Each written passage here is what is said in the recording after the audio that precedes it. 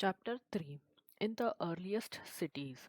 Saving an old building, Jaspal and Harpreet were playing cricket in the lane outside their home when they noticed the people who were admiring the dilapidated old building that the children called the haunted house. Look at the architecture, said one of the men. Have you seen the fine wood carving? Asked one of the women. We must write to the minister so that she makes arrangements to repair and preserve this beautiful house. Why, they wondered, would anybody be interested in the old run-down house? The story of Harappa. Very often, old buildings have a story to tell. Nearly 150 years ago, when railway lines were being laid down for the first time in the Punjab, engineers stumbled upon the site of Harappa in present-day Pakistan.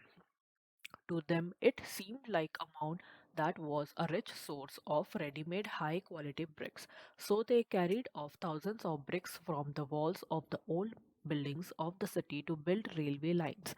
Many buildings were completely destroyed.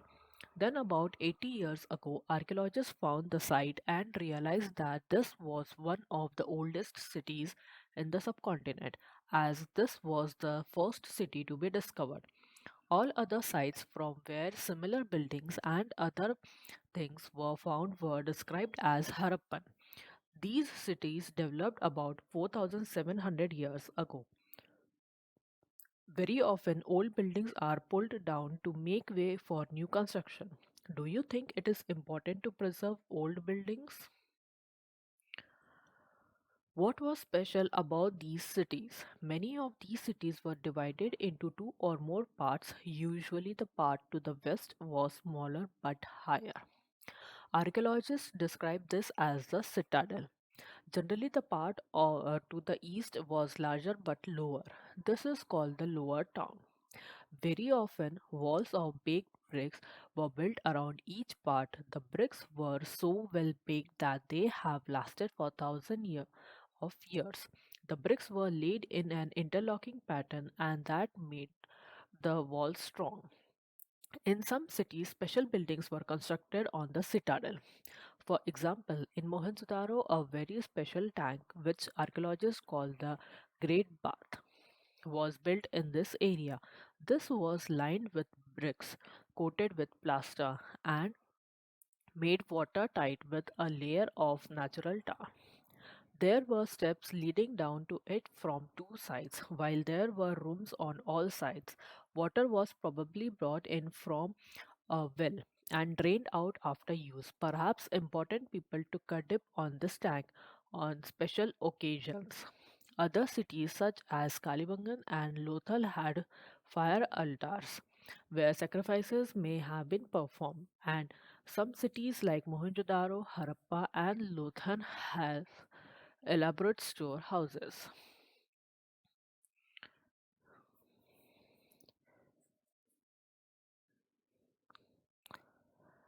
Houses, drains, and streets. Generally, houses were either one or two stories high, with rooms built around a courtyard. Most houses had a separate bathing area, and some had wells to supply water. Many of these cities had covered drains. Notice how carefully they were laid out in straight lines. Although you cannot see it, each drain had a gentle slope so that water could flow through it. Very often, drains in houses were connected to those on the streets, and smaller drains led into bigger ones. As the drains were covered, inspection holes were provided at intervals to clean them. All three houses, drains, and streets were probably planned and built at the same time. List at least two differences between the houses described here and those that you studied about in chapter 2. Life in the city. A Harappan city was a very busy place. There were people who planned the construction of special buildings in the city.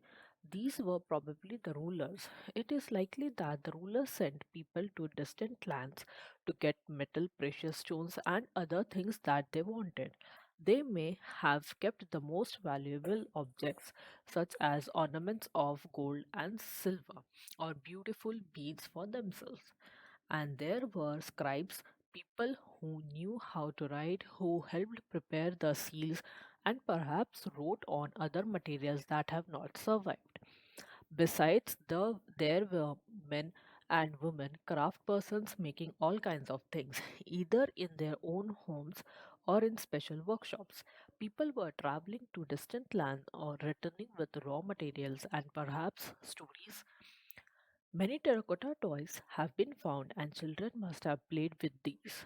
Make a list of the people who lived in the city. Were any of these listed as living in villages such as Mehergarh? New crafts in the city. Let us look at some of the objects that were made and found in Harappan cities. Most of the things that have been found by archaeologists are made of stone, shell, and metal, including copper, bronze, gold, and silver. Copper and bronze were used to make tools, weapons, ornaments, and vessels. Gold and silver were used to make ornaments and vessels. Perhaps the most striking finds are those of beads with blades. The Harappans also made seals out of stones. These are generally rectangular. See illustration on page 27 and usually have an animal carved on them. The Harappans also made pots with beautiful black designs such as the one shown on page 6. Was metal used in the villages you learned about in chapter 2? Was stone used to make waves? Cotton was probably grown at Mehergarh from about 7,000 years ago. Actual pieces of cloth were found attached to the lid of silver vase and some copper objects at Mohenjo-daro. Archaeologists have also found spindle wheels made of terracotta and furnace. These were used to spin thread. Many of the things that were produced were probably the work of specialists. A specialist is a person who is trained to do only one kind of work, for example, cutting stone or polishing beads or carving seals. Look at the illustration, page 28, and see how well the face is carved and how carefully the beard is shown. This must have been the work of an expert craftsperson. Not everybody could have been a specialist. We do not know whether only men were specialists or only women were specialists. Perhaps some women and men may have been specialists. In search of raw material. Raw materials are substances that are either found naturally, such as wood or ores of metals, or produced by farmers or herders. These are then processed to produce finished goods. For example, cotton produced by farmers is a raw material that may be processed to make cloth. While some of the raw materials that the Harappans used were available locally, many items such as copper, tin, gold, silver, and precious stones had to be brought from distant places. The Harappans probably got copper from present day Rajasthan and even from Oman in West Asia. Tin, which was mixed up with copper to produce bones, may have been brought from present day Pakistan, Afghanistan, and Iran. Gold could have come all the way from present day Karnataka, and precious stones from present day Gujarat, Iran, and Afghanistan. Food for people in the cities. While many people lived in the cities, others living in the countryside grew crops and reared animals. These farmers and herders supplied food to craftspersons, scribes, and rulers in the cities. We know from remains of plants that the Harappans grew wheat, barley, pulses, peas, rice, sesame, linseed, and mustard. A new tool, the plough, was used to dig the earth for turning the soil and planting seeds, while real ploughs, which were probably made of wood, have not survived. Toy models have been found as this region does not receive heavy rainfall. Some form of irrigation may have been used. This means that water was stored and supplied to the fields when the plants were growing. The Harappas reared cattle, sheep, goat, and buffalo. Water and pastures were available around settlements. However, in the dry summer months, large herders of animals were probably taken to greater distances in search of grass and water. They also collected fruits like bear, caught fish, and hunted wild animals like the antelope. A closer look. Harappan towns in Gujarat, the city of Dholavira was located on Khadir Beth, also spelled as Beth, in the run of Kutch, where there was a fresh water and fertile soil. Unlike some of the other Harappan cities, which were divided into two parts, Dholavira was divided into three parts, and each part was surrounded with massive stone walls. With entrances through gateways, there was also a large open area in the settlement where public ceremonies could be held. Other finds include large letters of the Harappan script that were carved out of white stone and perhaps inlaid in wood. This is a unique find as generally Harappan writings has been found on small objects as seals.